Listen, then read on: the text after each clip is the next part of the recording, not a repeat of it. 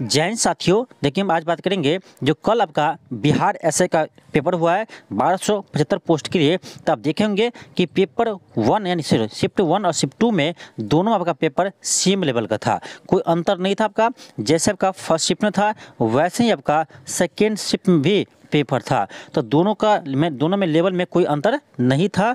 तो देखिए हम बात करेंगे इसका कि एक्सपेक्टेड कटअप यानी इसका कटअप कितना जा सकता है। तो यह डिपेंड करता है जो क्वेश्चन वायरल हुआ है। देखिए जो क्वेश्चन आपका आउट हुआ है, अब ये एग्जाम से पहले हुआ है तब तो आपका कटअप बहुत हाई जाएगा, तो मान लीजिए आप 80 प्लस ही जाएगा कटअप यदि क्वेश्चन वायरल हुआ है एग्जाम से पहले। तो यदि जो क्वेश्चन वायरल हुआ है वो यदि एग्जाम के बाद हुआ है तब कटअप पर ज़्यादा इफेक्ट नहीं पड़ेगा। तो देखिए अभी तो क्लियर नहीं किया बिहार सरकार कि एग्ज़ाम आप कैंसिल करेंगे या नहीं करेंगे। मेरे अनुसार एग्ज़ाम कैंसिल करना चाहिए, क्योंकि देखिए ये पेपर जो वायरल हुआ है यानी ये पेपर तो देते नहीं, स्टूडेंट को पेपर देते नहीं है, फिर भी क्वेश्चन पेपर बाहर कैसे आया?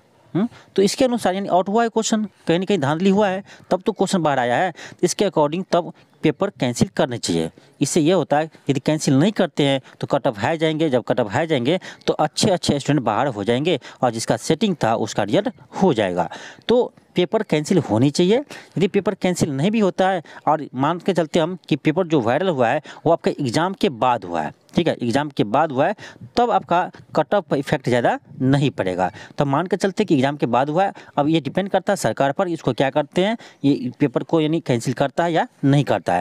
लेकिन चलिए हम देखते हैं कि कटअप कितना जा सकता है। ठीक है, देखिए क्वेश्चन आप देखे होंगे कि आप फर्स्ट शिफ्ट और सेकेंड शिफ्ट का क्वेश्चन देखे होंगे तो दोनों का आपका सेम लेवल था, और टॉपिक आपका सेम कवर किया था। जैसे फर्स्ट शिफ्ट में जिस टॉपिक से क्वेश्चन था उसी टॉपिक से आपका सेकेंड पेपर में यानी सेकेंड शिफ्ट में भी क्वेश्चन था। तो देखिए हम क्वेश्चन को देखें उसके अनुसार आपको हम बता रहे हैं। हम पहले बात करेंगे मेल कैंडिडेट में, ठीक है। तो देखिए मेल कैंडिडेट में आपका कटअप जनरल का 68 से 70 जिसका क्वेश्चन सही है, 68 से 70 क्वेश्चन सही है उसका रिजल्ट हो सकता है। ईडब्ल्यूएस में बात करें तो 64 से 66 क्वेश्चन जिसका सही है ईडब्ल्यूएस में उसका रिजल्ट हो सकता है। और बात करें बीसी का तो बीसी में देखिए 66 क्वेश्चन से लेकर 68 तक जिसका क्वेश्चन इतना सही है उसका रिजल्ट हो सकता है। और ईबीसी बात करें तो 63 से 65 क्वेश्चन जिसका सही है उसका रिजल्ट हो सकता है। और एसटी में 58 से 60 क्वेश्चन जिसका सही है रिजल्ट हो सकता है। और देखिए बिहार में एसटी कैटेगरी कम है, इसीलिए एसटी कैटेगरी में कटअप ज़्यादा जाता है। तो एसटी में बात करें तो 62 से 64 जिसके भी क्वेश्चन सही है उसका एसटी में रिजल्ट हो सकता है।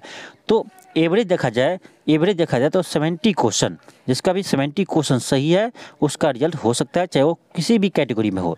जिसका 70 क्वेश्चन सही है उसका रिजल्ट हो सकता है चाहे वो किसी भी कैटेगरी में हो। तो ये था आपका मेल कैंडिडेट का, ठीक है, ये थे मेल कैंडिडेट का। अब हम बात करेंगे कि फीमेल कैंडिडेट में कितने कटअप जा सकते हैं, ठीक है, फीमेल कैंडिडेट में कितने कटअप जा सकते हैं। देखिए हम चलिए बात करते हैं। देखिए जनरल में फीमेल के लिए 58 से 60 जिसका क्वेश्चन सही है उसका रिजल्ट हो सकता है। और ईडब्ल्यूएस में बात करें तो ईडब्ल्यूएस में 53 से 54 जिसका क्वेश्चन सही है रिजल्ट हो सकता है।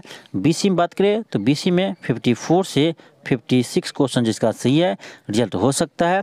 ईबीसी में बात करें तो ईबीसी में आपका 47 से 49 जिसका क्वेश्चन सही है उसका रिजल्ट हो सकता है। और एससी में बात करें तो 40 से 42 क्वेश्चन होगा। और एसटी में बात करें तो 48 से 49, क्योंकि एसटी में स्टूडेंट कम रहता है इसीलिए एसटी में आपका कटअप ज़्यादा जाता है। तो ये है आपका फीमेल कैंडिडेट का।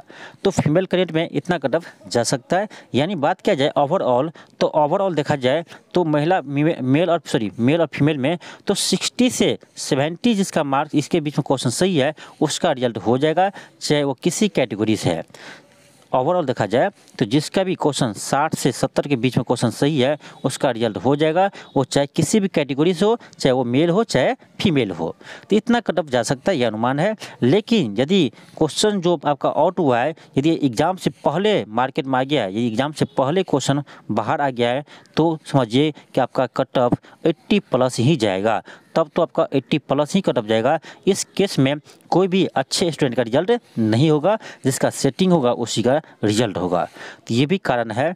तो पेपर पर डिपेंड करता है ये पेपर जो वायरल हुआ है कब हुआ है, एग्ज़ाम से पहले हुआ है या एग्ज़ाम के बाद हुआ है। देखिए दोनों केस में, चाहे एग्ज़ाम से पहले हुआ है चाहे एग्ज़ाम से बाद में हुआ है, दोनों केस में एग्ज़ाम कैंसिल होना चाहिए। ठीक है, पेपर कैंसिल होना चाहिए क्योंकि पेपर आउट हुआ है। जब क्वेश्चन नहीं देते हैं तो मार्केट में क्यों आया है पेपर, तो कहाँ से आया है, तो इसका मतलब है पेपर आउट हुआ है।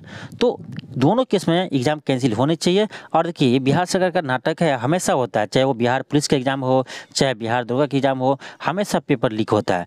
तो ये नीतीश कुमार को जब बिहार नहीं संभाल रहा तो उसको छोड़ देना चाहिए, लेकिन फिर भी वो संभालने की कोशिश कर रहा है।